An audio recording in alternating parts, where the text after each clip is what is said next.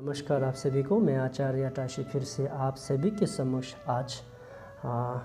परम पूज्य दलाई लामा के जन्म दिवस के शुभ अवसर पर हम सभी उनके अनुयायी होने के नाते आप सभी के समक्ष कुछ बात साझा करना चाहूँगा, क्योंकि हम सभी उनके मित्र होने के नाते से तो आज उनका 87 बरस का जन्म दिवस जो हम सब मनाते हैं हर साल की तरह, तो इस साल भी हम सब मनाते हैं। तो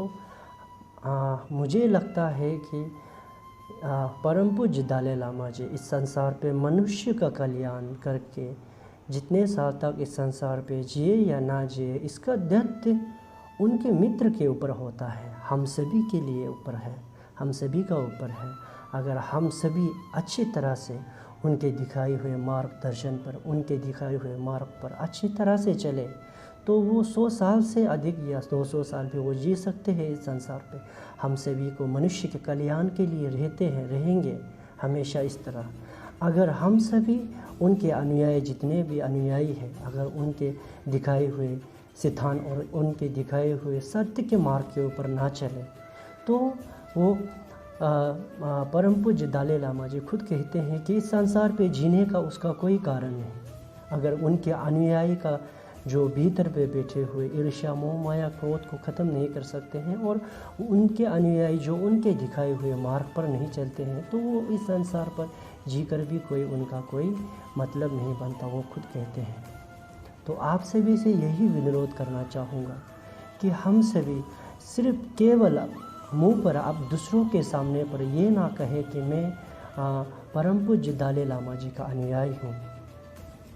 सिर्फ मुंह पर ही ना कहे, अपने मन से भी सोचें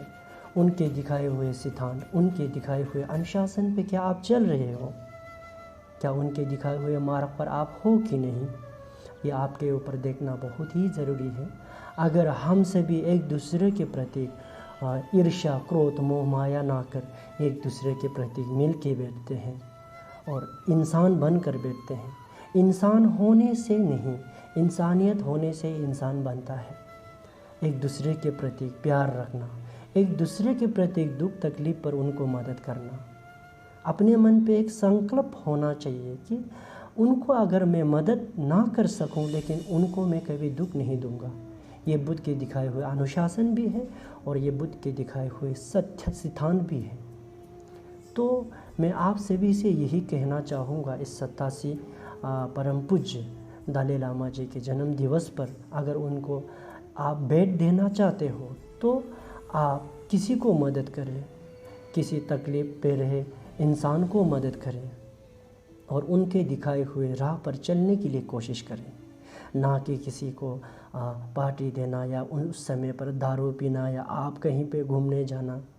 उनके लिए ये भेंट नहीं रहेगा। उनके लिए सबसे बेहतर और सबसे सुंदर और सबसे बड़ा भेंट अगर आप देना चाहते हो तो किसी दुख तकलीफ़ या किसी भूखा आदमी को खाना खिलाना, या किसी मनुष्य हो या किसी इंसान हो या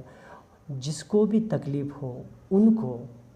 आप उसका दुख तकलीफ़ में मदद करना उनके लिए ही सबसे बड़ा भेंट होगा। तो हम सभी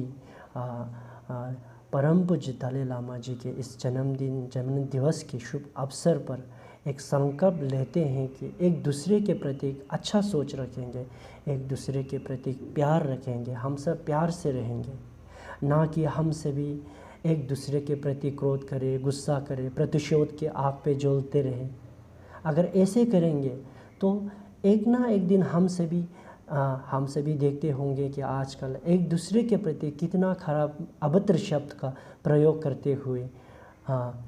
जो इंटरनेट का समय है उस मोबाइल पर अपलोड करते हो, आप सभी फेसबुक पे अपलोड करते हो। इंटरनेट का समय,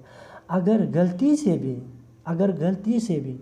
जो हमारे गुरु हैं परम पूज्य दलाई लामा, जो उनके मित्र के अंदर ही ये सब चल रहा होगा और गुरु को पता चलेगा तो आप सभी को अंदाज़े भी नहीं है कि उनका मन पे कितना ठेस पहुंचेगा।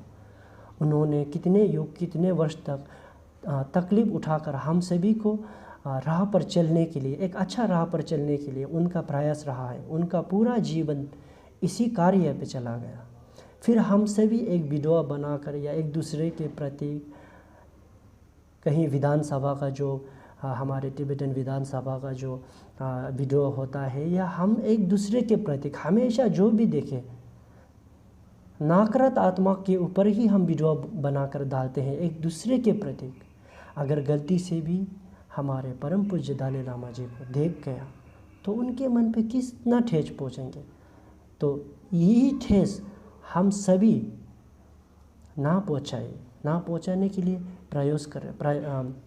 प्रयास करें। आप सभी से यही विनोद करूँगा कि एक दूसरे के प्रति अच्छा सोच रखें और एक दूसरे के प्रति प्यार रखें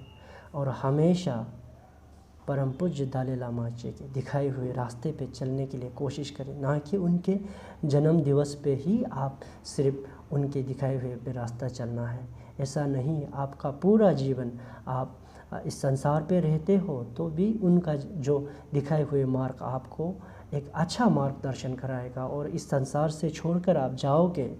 तो उस समय पे भी आपको एक अच्छा मार्गदर्शन कराएगा। तो आप सभी से यही विनोद है कि इस बात को अच्छी तरह से सोचें। अगर आप परम पूज्य दलाई लामा जी को इस संसार पे मनुष्य का कल्याण करते हुए ज़्यादा से ज़्यादा देखना चाहते हो तो उनके दिखाए हुए सिद्धांत और उनके दिखाए हुए अनुशासन को कभी ना भूलें। मैं आप सभी से हाथ जोड़कर विनोद करता हूँ। धन्यवाद।